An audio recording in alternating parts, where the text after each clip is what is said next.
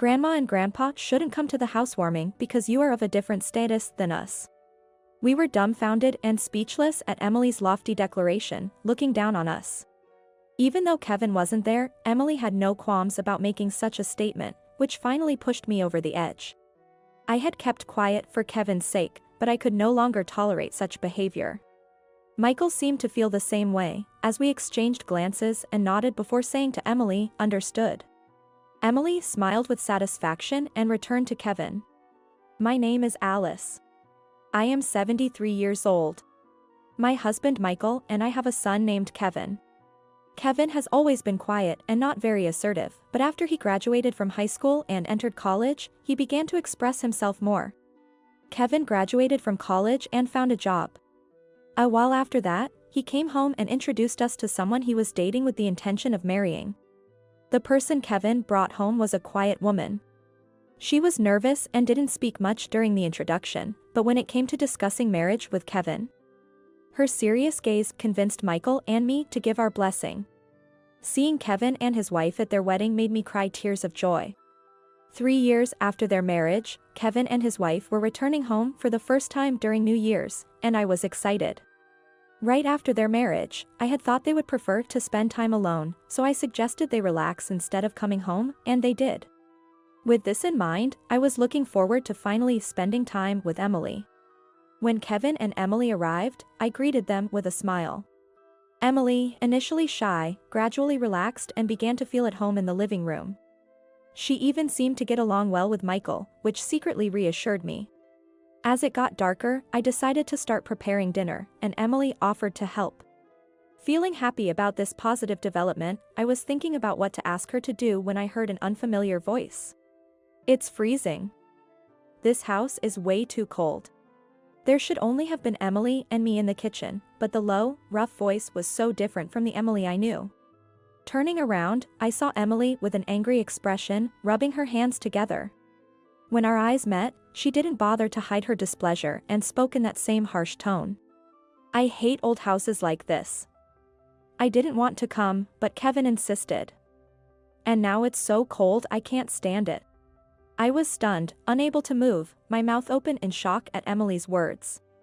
Just moments ago, she had been cheerful, and now she was openly venting her anger at me. Still in a daze, Emily looked at me with disdain and said, "You look like you've seen a ghost. It's just an act to get married, you know? Now that we're married, I'm tired of pretending. So hurry up with the dinner, I'm starving." Emily, tired of my stunned reaction, pointed at the stove with her chin and barked orders. I must have been very shaken, as I hurriedly followed her instructions. Once I started moving, Emily just stood there, giving orders without lifting a finger. She kept criticizing me, saying I should do things more efficiently but always contradicting herself, making things more difficult. By the time the preparation was finished and all that was left was to serve the food, Emily finally started moving, acting busy. When Michael and Kevin praised her, she blushed with false modesty. It was then that I realized this was Emily's true nature. About 10 years later, Kevin and his wife had another opportunity to visit us. After that incident, Emily's true nature surfaced several times, but it seemed only in my presence. She never showed this side in front of Michael or Kevin. I thought it might be a mistake and kept quiet about it to Michael and Kevin, but as it happened every time they visited, I realized it was not a mistake. When I heard that Kevin and Emily were coming home again, I felt a bit down. I decided to avoid being alone with Emily as much as possible. Just then, the doorbell rang. I sighed briefly and opened the door to find Kevin standing there alone. Expecting both of them, I was surprised not to see Emily and instinctively looked around for her. Noticing this, Kevin said apologetically, "Sorry, Mom. Emily had some urgent work and will join us later. She said we could go ahead with the grave visit without her." Relieved that Emily wouldn't be here until her work was done, I felt a weight lift off my shoulders. Thinking I could avoid seeing that side of Emily for a while brightened my mood. After inviting Kevin in, Michael, who was in the living room, also noticed Emily's absence and asked about it. Preparing tea, I let out a big sigh unconsciously. We decided to relax for the day and visit the grave the next day. When Kevin informed Emily of the change, she replied, "Understood." But my work isn't finished, so I might not make it. Please apologize to your parents for me. Michael laughed it off, saying it couldn't be helped, but I felt Emily just didn't want to visit the grave. However, since I couldn't say that, I just said, "Don't worry," and spent the day without any issues. The next day, after we had visited the grave and were relaxing at home, Emily contacted us. "My work is finally done, so I'll head over tonight." Michael and Kevin seemed a bit disappointed by the timing, but my sense of discomfort only grew. That evening, as we were about to have dinner, Emily arrived. She appeared a bit sweaty and out of breath, as if to show she had hurried. I frowned involuntarily. But Michael and Kevin welcomed her enthusiastically, so I said nothing. Emily was told to take a shower while I prepared dinner, and she did so, looking apologetic. When she came out and saw the food on the table, she muttered under her breath, "Somen noodles? Because it's right after all that heat at the grave? I'm so tired of this. Just when I managed to avoid the grave visit. This is all I get to eat." Watching Emily head to the living room while tying her hair, I felt a surge of anger. But seeing her happily chatting with Michael, I couldn't find the words to confront her and kept silent. About 10 years later, Kevin and his wife decided to move from their apartment to a house. After consulting with Emily, they asked us for a little financial help for the down payment. Of course, wanting to help Kevin, we agreed and transferred the needed amount. Once the house was built, Kevin informed us, and he planned to have a housewarming party with both sets of parents. I hadn't seen Emily's parents since the wedding, so I was eager to meet them again and agreed to attend. Kevin was thrilled and quickly shared the news with Emily. Thus, we were set to attend the housewarming party next month. A few days later, Emily showed up at our house unexpectedly. Surprised by her unannounced visit, I opened the door without realizing it was her. "Yes, who is it?" Looking up, I saw Emily with a sullen expression, and I widened my eyes in surprise. "Excuse me." After quickly checking the shoes at the entrance, Emily pushed past me into the house. Maintaining her arrogant attitude, she entered the living room, likely having confirmed that Michael's shoes weren't there. Indeed, Michael was out on his daily walk and wouldn't be back for a while. Taking advantage of this, Emily barged into our house. Feeling tricked, I followed her into the living room, where she waited without sitting on the sofa. As soon as I entered, before I could close the door, Emily glared at me and said, "Are you planning to come to the housewarming party? You're not welcome, so please don't come." "What are you talking about?" Seizing the opportunity of Michael's absence, Emily crossed her arms and spoke in a high-handed manner. "You're going to tattle on me to my parents, aren't you?" With her eyes full of contempt, it was clear that Emily didn't want her parents to know about her behavior. As expected, she had timed her visit when Kevin was at work and she was off. She must have also known about Michael's daily walks from their conversations during previous visits and had planned accordingly. What a cunning daughter-in-law. "I didn't intend to, but if that's what you think, maybe I should," I said smoothly. Emily frowned, clearly annoyed. "You've got to be kidding me. I married Kevin because he's good-looking and makes decent money. I don't want to deal with annoying relatives." Hearing Emily reveal her true reasons for marrying Kevin left me stunned, and her expression froze. As I wondered about Emily's sudden change in demeanor, I heard the living room door open behind me. Turning around, I saw Michael, his eyes wide as he looked at Emily. Realizing he had overheard the conversation, Emily clicked her tongue but decided to double down. "Anyway, you guys are beneath me, so don't come to the housewarming party," she declared, looking down on us. We were too shocked to respond to Emily's arrogant declaration. Despite Kevin's absence, Emily felt no qualms about saying such things, and my patience finally snapped. I had kept quiet for Kevin's sake, but this was too much to overlook. Michael seemed to feel the same way, as we exchanged glances and nodded before saying to Emily, "Understood." Hearing this, Emily smiled with satisfaction and went back to Kevin. Left alone, we slumped onto the sofa, exhausted. On the day of the housewarming party, we didn't go to Kevin and Emily's house. We hadn't told Kevin about Emily's behavior. Naturally, Kevin would expect us to come. By now, Kevin and Emily might be panicking. I thought about this while enjoying coffee with Michael at a cafe. Just then, Michael's phone rang. He stepped outside to take the call. After quickly settling the bill, I followed him out. Once in the car, Michael put the call on speaker so I could hear Kevin's voice. "Dad, something strange is going on. All of our relatives suddenly had plans, and you and Mom haven't arrived. Even Emily's relatives are canceling. What's happening?" Feeling sorry for Kevin but determined to teach Emily a lesson, we decided to play along. "Who knows what's going on?" "What does Emily say?" Michael said nonchalantly. His natural acting surprised me, and I widened my eyes. Noticing my reaction, Michael winked and signaled me to keep it a secret. I almost laughed but quickly covered my mouth. "Emily's as confused as I am." "Oh, I have another call. I'll call back. Take care." Kevin didn't suspect us at all, which made me feel a bit guilty, but I rationalized it as necessary to deal with Emily. Then my phone rang. It was a relative who was supposed to attend the housewarming.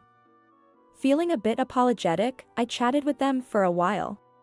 Since they loved long conversations, we ended up talking for quite a while when Michael's phone rang again. It was Kevin. Michael put it on speaker again and answered. "Dad? I just heard from Emily's mother." "What's going on?" "If you can come, please do so immediately." Hearing Kevin's desperate voice, I felt my heart ache and looked at Michael. Michael felt the same, his brow furrowed as he looked at me. I nodded, and Michael reassured Kevin. "All right, we'll be there soon. Calm down." Kevin, relieved, agreed and hung up. We were at a cafe near Kevin's new home, so we quickly drove over. When we rang the doorbell, Kevin rushed out to greet us. Behind him stood Emily, glaring at us furiously. Kevin invited us in and led us to the living room sofa. Once we were seated, Kevin began to ask questions. "I didn't expect you to get here so quickly. Where were you? What's going on? Our relatives are angry, and Emily's relatives are apologizing. I'm completely confused." "Calm down, Kevin. First of all, congratulations on your new house. I'll explain everything now." After calming Kevin, I turned to Emily, who was silently standing by. "You know why it's just the three of us here, don't you, Emily?" "What are you talking about?" With a sigh, I began to speak to Emily, who was still feigning ignorance. "You didn't want me to come, but given the situation, your worries are over now." "Didn't want you to come? What do you mean by that?" Seeing Kevin's confusion, I smiled and continued. "Everyone, both your relatives and ours, already knows everything. Unfortunately, your plan has failed. You've already been scolded by your relatives, right? Mind your own business." A low growl came from Emily. It was undoubtedly Emily's voice, and both Michael and Kevin, hearing it for the first time, were stunned. Ignoring that, I continued, staring directly at Emily. "Judging by Kevin's reaction, you were pretending to be someone you're not since you started dating him. Now that your true colors have been revealed, why don't you give up? I didn't invite you." "What?" Unlike before, Emily muttered in a barely audible voice, causing Kevin to lean closer and ask again. Suddenly, Emily looked up and started screaming. "I didn't invite you. I told you not to come. Why did you come? And spreading lies to the whole family to ruin me. Does that make you happy?" Kevin recoiled in shock at her outburst. Sighing at Emily's continued self-victimization, I replied. "Phones are convenient, aren't they, Emily?" With that, I nodded at Michael. Michael took out his phone, operated it, and glanced at Kevin. "I just wanted to marry Kevin because he's good-looking and makes decent money. I don't want to deal with annoying relatives. Anyway, you old people are beneath me, so you shouldn't come to the housewarming party." Emily's voice from that day played from Michael's phone. Emily turned pale and looked at Kevin. As the recording ended, Kevin turned to Emily, his mouth gaping open. Emily shook her head in denial, but after the recording, what excuse could she possibly make? I came home early because of the bad weather and overheard the conversation. I couldn't help but record it. I'm glad it was useful. Kevin looked at me to confirm Michael's words. I nodded firmly. I couldn't believe it at first either, Kevin. But it's Emily's true feelings recorded here, and she said the last part in my presence. It's too late to make excuses now. Michael's eyes, fixed on Emily, showed anger. Realizing she had been deceiving Kevin since their relationship began, how could he not be angry? Seeing Michael's eyes, Emily slumped her shoulders and stopped resisting. With this confirmation, Kevin abruptly stood up and left the house. We couldn't stop him, and Michael quickly followed but returned shortly. Apparently, Kevin had driven off somewhere. Without his phone, we couldn't contact him. Emily, left behind, was pale and trembling slightly. Time passed without a solution, and eventually, Kevin returned. He was holding something, which he slammed in front of Emily and spoke quietly. "Sign the divorce papers and leave." "What?" Emily looked up at Kevin in shock. Kevin repeated himself, took a pen from the holder, and started signing his section. After finishing, he handed the pen to Emily and pointed at the divorce papers. "Come on, sign and get out." Intimidated, Emily filled in her section while shaking. When she finished writing, she looked at Kevin, but he didn't even make eye contact with her as he checked for any missing information. Seeing there were no mistakes, he forcibly stood her up and dragged her to the front door. Ignoring her pleas, he threw her bag outside and shut the door forcefully. "It's already late, so I'll submit this tomorrow. You are never to cross this threshold again." With that, he slammed the door shut and locked it. We could hear Emily's desperate pleas from outside. But Kevin ignored her and bowed to us. "I'm sorry for causing you all this trouble," not realizing what she was. As Kevin bowed deeply, we couldn't say anything, just hugged him tightly. Eventually, Emily's voice faded away. We decided to stay at Kevin's new house that night. The next morning, Kevin submitted the divorce papers first thing, finalizing the divorce with Emily. Worried about Kevin's state, we decided to stay another night and talked about everything that had happened. As we recounted past events, Kevin listened with clenched fists. Michael, who also didn't know these details, placed a reassuring hand on my shoulder as I spoke. We then explained the recent events. After Emily had told us not to come and left, I found out that Michael had recorded her outburst. We decided to talk to Emily's parents about it. At first, they were in disbelief, but after hearing the recording, they apologized profusely. Angered by their daughter's behavior, Emily's parents decided to inform the relatives who were planning to come to the housewarming party. After hanging up the phone, we discussed it and decided to talk to our relatives. Our relatives were equally furious and said they wouldn't go either. That's how the current situation came to be. Hearing everything, Kevin slumped his shoulders again. Though we were worried, there was nothing more we could do, so we stayed another night.